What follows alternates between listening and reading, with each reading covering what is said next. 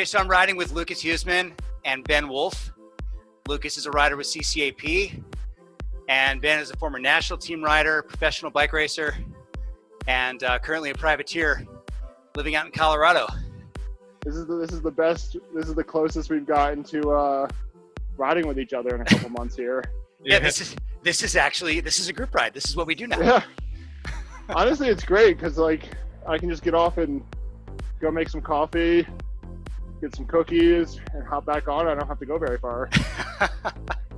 Just curious how this shut down our current situation, no bike racing in real life, how that's affecting you guys, and how it's affecting your training. Well, I've been riding a lot more indoors, mainly because I've been doing a lot of Zwift racing. So like just to keep the intensity in there, the intensity workouts, I go on Zwift and do some racing just because of how it keeps you motivated while you're able to connect with others and race against others. So I've been doing a lot of indoors, not a lot of outdoors, you know. Is your volume not as much as I want. Is your training volume about the same as it would be this time of year? Yeah, I feel like I'm training a lot more just because I'm out of school. But the same intensity is just in there because I'm in the race mood.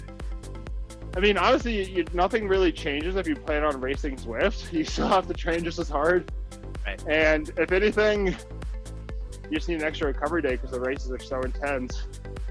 Yeah. So, you know, I've kind of gone to a base mileage thought process with the Zwift racing just to kind of keep the edge. So hopefully when we come racing again in August, September timeframe, we're just as quick as everyone else. So what's the real day-to-day difference in your life, Ben?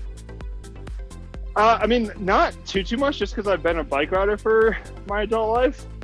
So I'm pretty used to solitude and doing everything by myself and avoiding people. But now I just do coaching work from home in the morning, go ride my bike by myself if I'm not doing a Zwift race, and then come home and eat. So not much has changed for me other than the social aspect of group rides and the events that should be happening as we're doing this. So you started this year as a solo pro, formed your own racing group. Tell us a little bit about that and how that's a change from previous years. Yeah, I mean, it's great. It would be great if we could race. But it was exciting to kind of see the other end because, you know, I've always just signed for teams and didn't understand the amount of work that went in to getting everything nailed down. So now that I've worked both ends of it, I've gained a lot more respect for directors and team managers and, you know, people who run, you know, all the logistics and everything at, you know, USA Cycling, you at the CCAP. It's a lot of work that people don't realize, especially the riders. Everybody's going through the same thing. Sponsors, donors, riders, and there seems to be a lot of solidarity. Everybody's looking out for each other, which I really appreciate. Oh yeah, I mean, we have to. That's the community aspect of bike riding. Right. I think now more than ever. You know, hopefully it carries on, and when we're getting back on the road to do events and everything, we can easily do that. So people respect everyone more and appreciate all the events we do have. Right. What about you, Curly? What's really different about? Is there anything different about your day to day? Oh yeah, totally. Because I'm just out of school, so we've been doing a lot of online schoolwork, and it's been hard to adjust. Mainly because it's just so out of schedule. Like it's so hard to stay on a strict schedule like school. So it's just getting used to, and I've been having a lot more time to work and ride, and yeah, it's been kind of nice for a change because I have some time to myself. But in a while, I'll be missing school and my friends, stuff like that. Yeah. Tell us about how Zwift is made a change in your training. Whenever I'm doing like an endurance ride and it's nice out, then I go outside, or just a nice easy recovery ride. But all my training I've been doing on Zwift just because I'm able to get better power data, and also just with racing. I've been doing like 3 races a week, so I've kind of devoted my life to Zwift now. Yeah, I mean, if I have a longer, easy ride to go outside, and a lot of my interval days I do on Zwift and in Zwift racing, because the Zwift race is just a massive over-under effort, so it's perfect training. So who's faster on Zwift? Curly has won an A race on Zwift, and I have never even come close, so I would say Curly.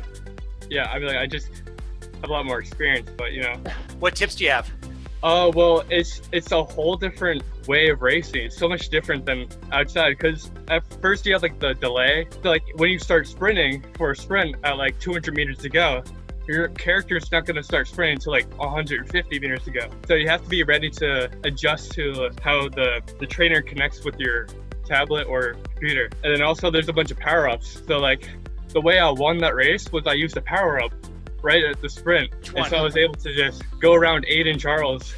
I freaking beat him. But yeah, it's kind of like a game. Like, it's more because you have to like level up, you get better gear, you go faster with your better gear. I don't know. In real life, it's more like a competitive sport. I don't know if I call this like a real sport, because it's just so game-like. It's like cartoonish, you know?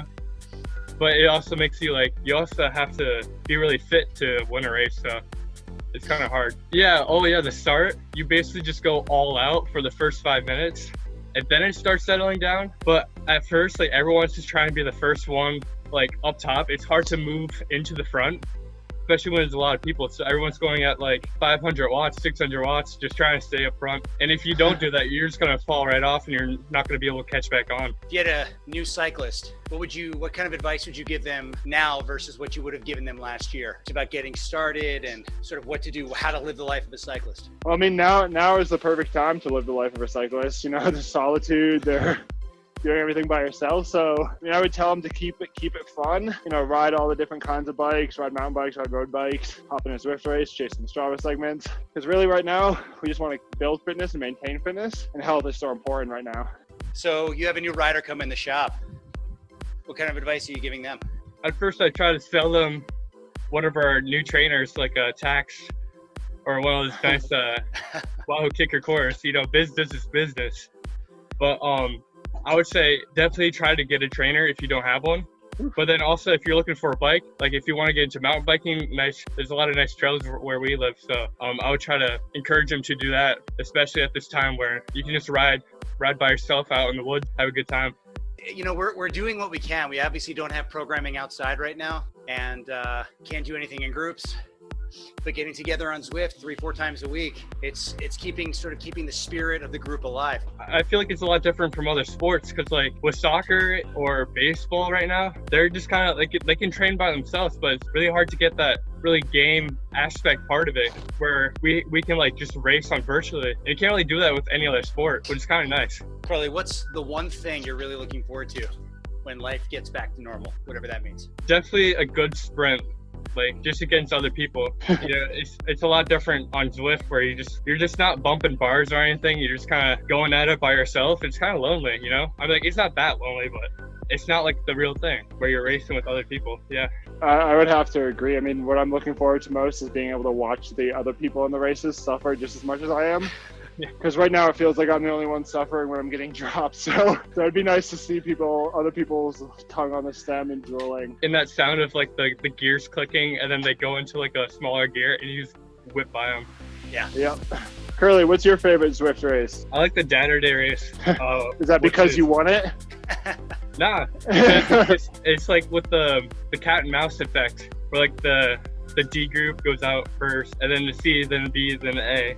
And then it's just fun to like try to catch the other group, and you're trying to like work together rather than like attacking the group. Everybody's like communicating kind of, and it's kind of cool. Like sometimes the B race, the B guys win, and then they go crazy there, it's kind of fun like texting to other people, especially like all the guys of like different nationalities speaking English or Spanish or whatever language. It's kind of cool to see racing with the pros. I mean, it's definitely right now any pro bike racer definitely is at the loss on Zwift because of the tactics and the way that like the flow of the races. So it's it's fun to start into a race and race against those guys and see what it's really about. Yeah, definitely. But Curly, who are some of your heroes that got you into cycling, or maybe helped you keep that fire lit? Well, first of all, definitely my dad and my mom. They definitely got me into it, especially my dad because I did triathlons with him. And then at one of these triathlons, I got like the best bike leg. And there's this guy that coaches the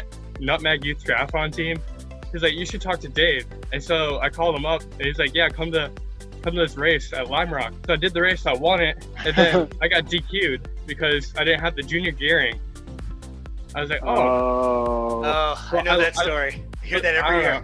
I just love the racing. And then Dave was like, yeah, come do the junior road camp. I did that road camp and it was just like, that's when it clicked. I was like, all right, I got to do this because I was just so engaged and I felt like so a part of the cycling community. And it's just a sport that I wanted to keep going with. And then Dave just kept me in it. Yeah, Dave Hoyle was an amazing community connector and he always had a great eye for talent. He knew commitment when he saw it. Yeah, definitely. That was a gift.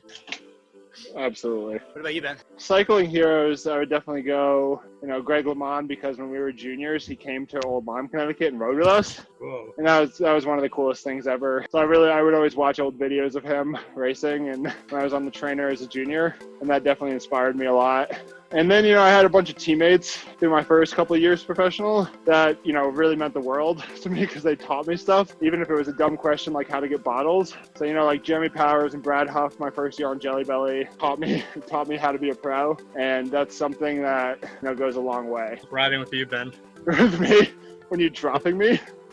No, it's just riding with a pro, Oh, no, I mean, I'm not retired, but I'm here to just try to spread the knowledge that I gained to everyone, because unless you ask, bike riders generally don't give away secrets, and I'm not afraid to give away everything I learned because it was 7 or 8 years of being put through the ringer, and if I can help by a little bit of knowledge going on to have it click earlier in someone, they're just going to be getting results a lot quicker and a lot sooner. We're certainly glad to have you at CCAP. It was what I wanted to do since it started.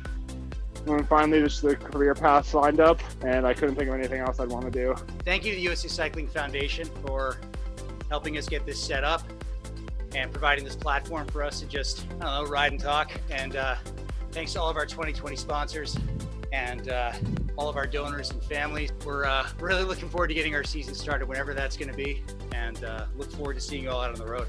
Thanks, Jed. Thanks, Lucas. Thank you, guys. Yeah, thank you. Can we stop pedaling now? Because I'm tired.